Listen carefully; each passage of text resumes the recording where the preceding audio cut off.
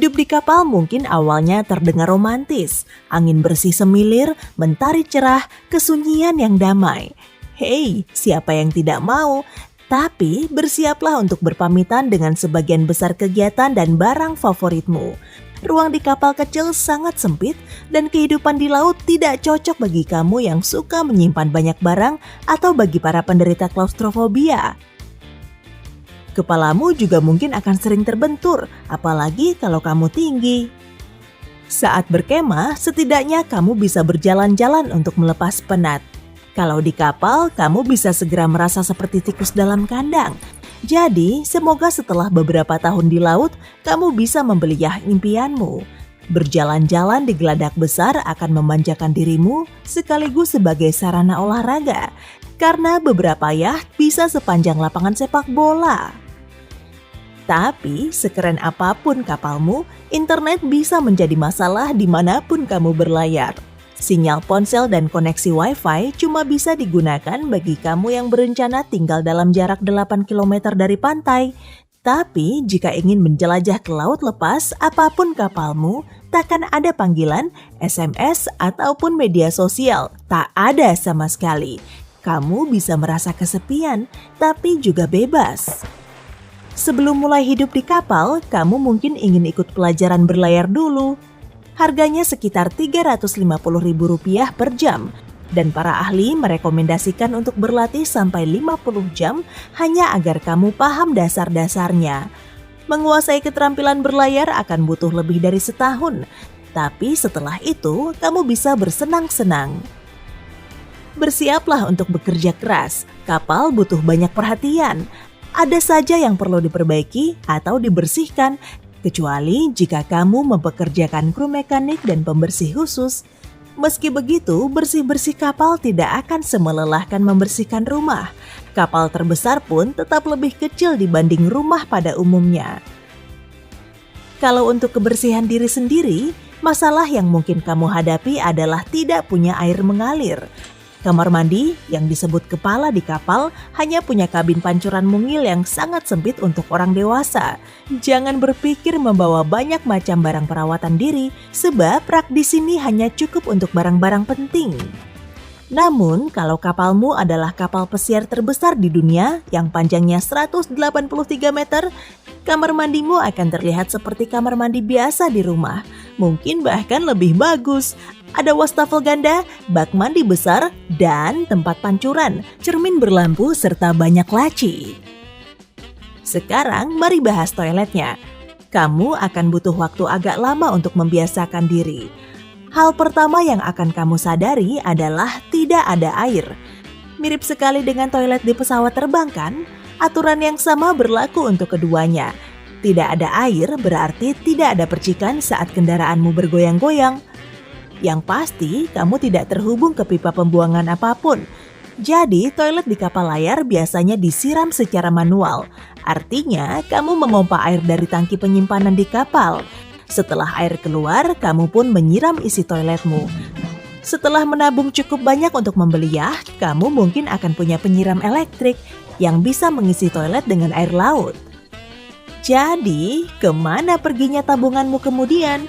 Kamu tidak bisa membuangnya begitu saja ke laut.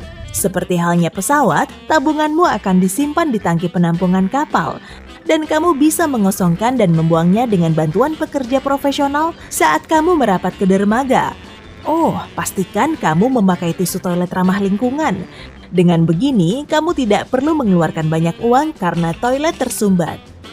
Tidak ada air mengalir juga membuatmu kesulitan memasak. Peraturan nomor 1, bawa persediaan air segar melimpah. Yacht besar mewah punya penyimpanan air dengan pemanas berkapasitas 750 liter. Persediaan itu cukup untuk sebulan hidup nyaman. Ada satu masalah lain dalam memasak, yaitu tidak ada kulkas yang biasa kamu gunakan di rumah. Kamu harus rela menggunakan kulkas lebih kecil yang biasanya diisi dari atas. Masukkan semua barang yang kamu bawa ke sana sampai kamu berlabuh di marina. Jika tidak, kamu akan hidup dengan makan ikan segar lebih lama dari yang kamu inginkan. Salah satu kelemahan dari menimbun terlalu banyak bahan pangan di kapal adalah serangga. lepaskan label kertas dari kaleng jika kamu tidak ingin kecoa menyebar. Selain itu, kelembapan, terutama di ruang yang sempit, adalah sahabat bakteri dan jamur. Jadi, makanan segar jauh lebih cepat basi di atas kapal dibanding di rumah. Tapi, jika kamu tinggal di kapal pesiar mewah, ya, kamu pasti paham. Dapurnya seperti dapur di rumah, langit-langit yang tinggi, semua peralatan tersedia, banyak laci dan lemari, dan ruang makan besar. Kamu bahkan bisa menyewa koki pribadi untuk terus memberimu makan layaknya bangsawan. Nah, jika kamu sering mabuk laut, coba bayangkan badai-badai yang mungkin kamu hadapi. Rata-rata ada 10 badai per tahun di Samudra Atlantik. Jadi, baik kamu naik kapal kecil atau yacht mewah, pastikan semua peralatan keselamatan yang kamu butuhkan untuk badai lengkap. Pelaut profesional menyarankan terus pandangi cakrawala saat ombak sedang kacau. Hanya cakrawala yang diam di sekitarmu, jadi keseimbanganmu tetap terjaga. Jika tidak membantu, tutup matamu sehingga otakmu tidak bingung dengan informasi yang campur aduk. Penutup mata juga bisa menjadi solusi. Jika semuanya tidak berhasil, pergilah ke dekat pagar dan beri makan ikan.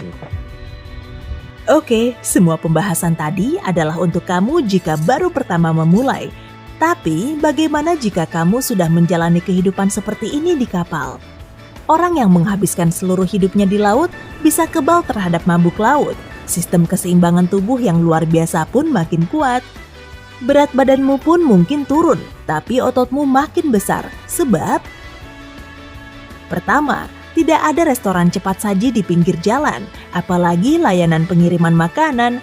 Menu makanmu mungkin hanya sebatas ikan dan makanan kaleng, dan tidak banyak makanan olahan. 2. Aktivitas fisikmu jauh lebih banyak. Jika tinggal di kapal layar, ya kamu harus mengatur layar, menambatkan barang-barang, mengemas persediaan, bahkan berjalan di atas geladak dengan semua ombak ini akan memperkuat otot-otot kakimu. Dan bersiaplah untuk mencabut teritip dari lambung kapal setidaknya sebulan sekali, atau membayar orang saja. Kulitmu akan menjadi lebih kasar karena terus diterpa angin. Kulitmu juga akan terbiasa dengan terik matahari dengan menghasilkan lebih banyak melanin, yaitu pigmen yang membuat kulitmu kecoklatan.